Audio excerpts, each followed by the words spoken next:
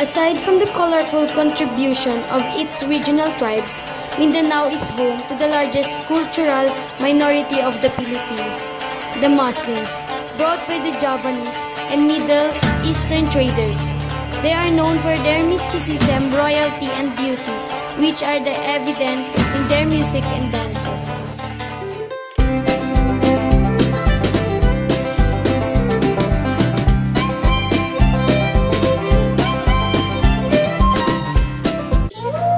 Muslim beliefs about Allah. The single most important belief in Islam is that there is only one God. The name of God is Allah, which is simply Arabic for Da is Al, God is La. The term is related to Elohim, the Hebrew word for God. Muslim beliefs about the prophets. Muhammad, the founder of Islam, is revered as the seal of the prophets, the last and greatest of the messengers of God. Muslim beliefs about human nature. According to the Quran, Allah created man from a clot of blood. At the same time, He created the jinn from fire.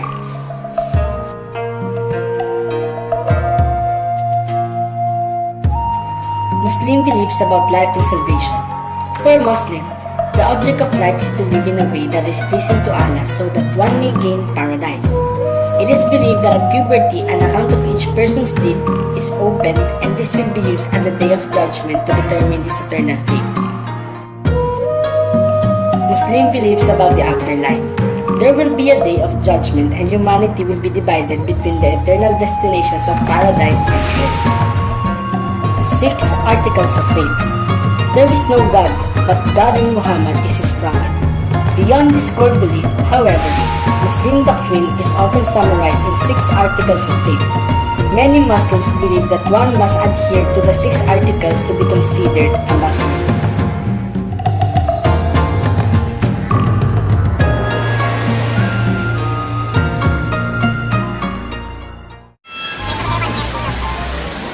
Pronouncing God's name before eating or drinking.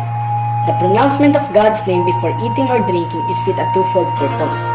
Firstly, as a recognition of God's countless blessings upon us, and secondly, as a supplication for the continuation and abundance of these blessings in the future. Whenever any one of you eats, he should say, "I begin with the name of God." If he forgets, he should then say, "With the name of God" at the beginning as well as at the end, using the right hand for eating and drinking. After pronouncing God's name before starting to eat or drink, a Muslim should use his right hand for eating and drinking. Adherence to this practice on behalf of the individual symbolizes his desire and commitment to be among the people of right hand on the day of judgment. Muslim greeting and its response. At the time of meeting, a Muslim should greet his brother with the words, "Assalamu alaikum." The addressees should subsequently respond with the words, "Wa alaikum assalam." The young should take precedence in greeting the old. The passerby should take precedence in greeting the one who is sitting, and the smaller group should first greet the larger group. Blessing after sneeze and its response. When one of you sneezes, he should say, "All gratitude is due to God." His brother or his companion in his response should say, "May God bless you, have mercy upon you." Then again, as a response, the listener should say, "May God guide you all and make you all more virtuous." Reciting Adhaan in the right ear of a newborn. Recitation of the Adhaan in the right ear of a newborn child symbolizes, on behalf of the parents, that like their respective physical contributions in the formation of the child, they have also, through the deliverance of God's message, initiated the transmission of their spiritual beings to the child. Trimming mustache, removing hair from the pubic area and from under the armpits, clipping nails and circumcision. We were directed not to leave our mustache untrimmed, our nails unclipped, and the hair on our pubic area and under our armpits unshaved for over 40 days. 5 things are part of a man's nature: circumcision, removing pubic hair, clipping nails, removing hair from the armpits, and trimming mustache. Keeping the nose, mouth, and the teeth clean. As a part of elevating the religious tastes and developing a strong sense of purification and cleanliness among their followers, cleaning the nose, mouth, and the teeth has been a permanent feature of the teachings of the prophets of God. Washing after urination and defecation. The Arabic word istinja is used as a term for cleaning the related organs after urination and defecation. Istinja, like many of the aforementioned customs and traditions, was also strictly adhered to by the Arabs since pre-Islamic times. Refraining from sexual contact during a woman's menstruation and her puerperal discharge. They ask you about menstruation, say, it is the state of uncleanliness. Therefore, detach yourselves from women during their menstruation and do not approach them until they are clean. Then, when they have cleansed themselves, approach them from where God has ordained you. Indeed, God loves the repentant and He loves those who keep themselves cleansed. Bathing after menstrual and puerperal discharge and after sexual uncleanness. Believers do not go in your prayers while you are in a state of intoxication until the time that you are aware of what you say, and neither in a state of sexual uncleanness until you bath yourselves carefully, except that you only intend to pass through. The example set by the prophet relating to bathing after sexual uncleanness, as reported in a number of narratives, entailed the following sequential steps. 1. Carefully washing hands. 2. Carefully washing and cleaning the organ using the left hand. 3. Conducting the complete ritual ablution prescribed for prayers except for washing the feet. 4. Thoroughly washing the head while rinsing the hair. Washing the whole body, and last, washing the feet.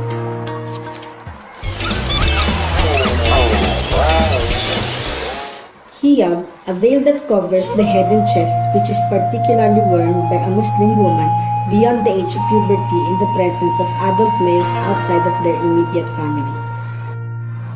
Niqab, a cloth covers the face as a part of sartorial hijab. It is worn by some Muslim women in public areas and in front of non-mahram adult males.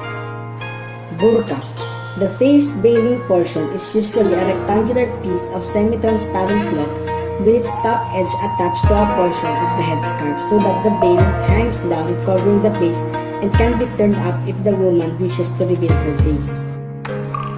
Chador, a full body length semicircle of fabric that is open down the front. This cloth is tossed over the woman's or girl's head, but then she holds it closed in the front. The chador has no hand openings or any buttons, flaps, etc., but rather it is held close by her hands or tucked under the wearer's arm.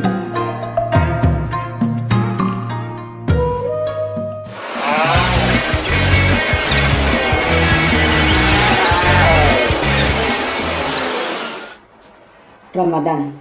The word Ramadan comes from the Arabic root ramida or aramad, which means scorching heat or dryness.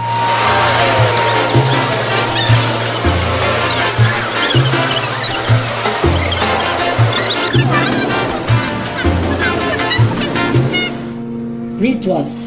Flagellation.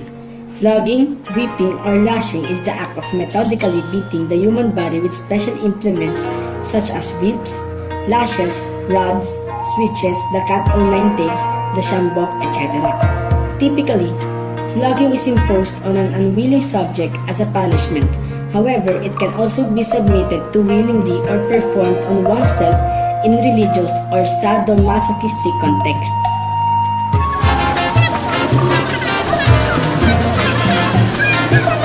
Marriage rituals. Witnesses observe the groom's formal offer of marriage and the bride's acceptance of it. There is no elaborate ceremony. The walima is the reception, which includes music and dancing. Pangalan.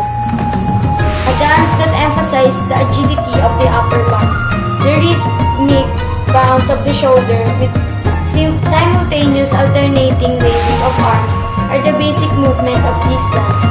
The pangala is commonly performed at weddings and other social gatherings. Pangsa. This dance involves complicated hand and foot movements. In this dance, a man unties a wrap from his wife to his waist to wrap around her body and dance with. Asik. A solo slave dance performed by the umbrella bearing attendant to win the favor of her Sultan master. The girls wear long metal fingernails and dances and poses in doll-like motions. Pag-appear depicts a royal manner of walking among the Maranao people who live mainly around Lake Lanao. Ladies of the royal court perform this stately dance in preparation for an important event. Kapa Malong-Malong. This Maranao dance shows the mainly ways of wearing a malong, a simple, tubular, yet highly functional piece of cloth.